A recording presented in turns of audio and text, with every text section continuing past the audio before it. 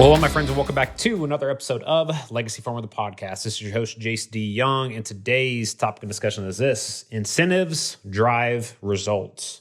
So inside of our community boardroom call today, I went over a topic with a lot of our members there, active and live and engaging and everything like that. And the topic that we covered was incentives, right? And really having an incentive plan inside of your operation. Now, I don't think it's any surprise that a lot of farm operations across the country have this common problem where they say, oh, well, it's really tough to find good help.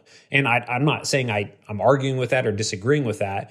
But what I am saying is, are we really doing everything from a business standpoint and business owner standpoint to put us in the best position to attract the right people, right? And so it's a very simple question. Do you have an incentive program for your team or not? And the answer for most of you is no. And I'm talking about 99.9% of you.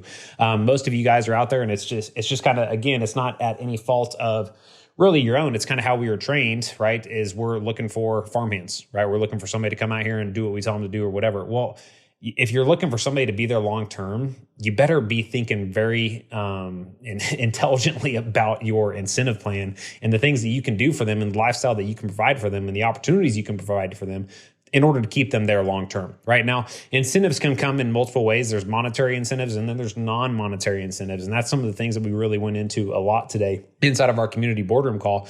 But from the business owner standpoint, you need to understand both. Okay. And one of the biggest things that I think a majority of business owners go through, not just in ag or anything like that, is we don't ask our team what they want, right? Or we don't give them options of potential lists. Because most people, if you think about it, the businesses and stuff you worked at growing up or anything like that, were you ever asked like what you want as far as incentives go? Were you ever asked if you wanted more money, if you wanted to be driven by money, or if you wanted to be driven by some other material thing?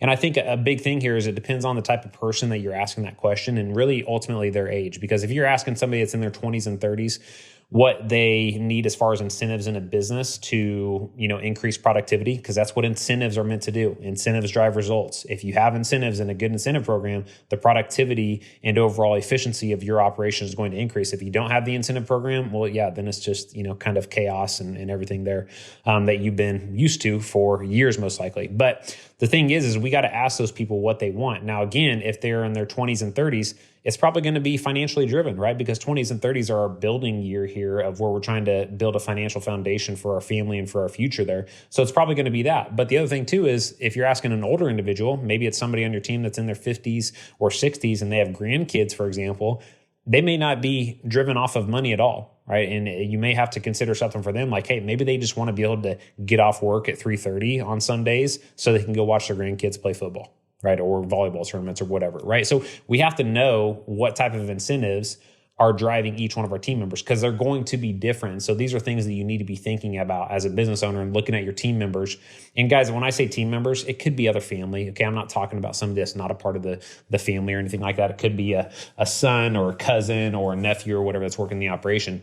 Everybody is incentivized by something, and it's our responsibility as business owners to find out exactly what those incentives are and then design a well-constructed incentives plan and program for our team. Now, again, if you had that set up and somebody new is coming on the team or whatever, and you have that set up for them, how much more likely what's the likelihood of increasing the productivity of that team member coming in? Pretty high. What's the likelihood of increasing the likelihood of that team member sharing that information with other people in the community, right? To bring in better people into your operation to add to the team. See, there's multiple things here that we can do when it comes to the incentives here, and designing a good incentive plan. It's just going to benefit you in multiple ways to the business, and it's going to increase the productivity and efficiency of the people on the team, but it could attract other people from other operations or other businesses in town that they don't get the incentives that they want. I mean, think about it honestly. How many farmers and ranchers do you know that have literally asked their team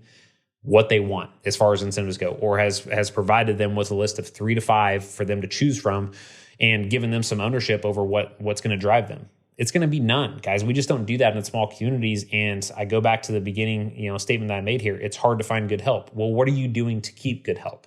And if you don't have an incentive programs to, up and running, people are constantly going to be looking. If there's not something massively beneficial that you are providing them in their life, they are not going to stay with you long term. And I'm not just talking money, guys. It's so much more than money with people. And I know several people just inside of our community here, where they've talked about team members that have left other operations to come join theirs, or vice versa. And they left and they took a pay cut just because the culture of the operation sucked, because this operation had zero core values, had no mission statement, had no incentive plan that can be used and attached to your core values, by the way. They'd had no structure there to incentivize a person to even stay there long-term or be productive for the business long-term, right? So we have to, if you want to keep good people, we have to dedicate the amount of time necessary to these programs to make sure that we are doing everything we can to provide the type of life and opportunity that our team members want, and to retain them long term. And if you're not willing to do that, you're not willing to look in the mirror and say, yeah, I haven't done any of this stuff, Jace, and I've lost people over the years or whatever. If you're not willing to look in the mirror and start making changes, then I don't feel sorry for you. But for most of you, hopefully you listen to this podcast and some of the things I talk about here and you start taking action from it. Because the only reason I even brought this up today with our community is because every person in our community has had questions around this. Anybody with a team, anybody with a nephew working for them or whatever. Everybody that is a business owner has concerns around incentives and keeping their team there long term. Well, if you're not willing to step in and have this conversation and go do the work of really building out a true incentive program that's well designed for your team, then yeah, you're not going to keep people long term. So that kind of sums up today's message, my friend. So at the end of the day, look at your operation. Do you have an incentive plan set up? Or yes or no? It's very simple. And if you don't, what are you willing to do about it? Because if you don't have this set up, then you don't really get the excuse or get to sit here and complain about your team when you're really not designing the business to serve them. Now, I get that they're here to work, and I get that they're here to provide value, but it's also our job as business owners to provide value back. And the incentive program, it has to be a win-win. It has to be a win for you as the business owner, and it definitely has to be a win for them as the team member that is choosing to spend their hours every single day working inside of your operation, right? And so we have to make sure it's a win-win for both parties. So my friends, that concludes today's episode. I hope you found it valuable. More importantly, I hope you take action from it, and we will catch you on the next one.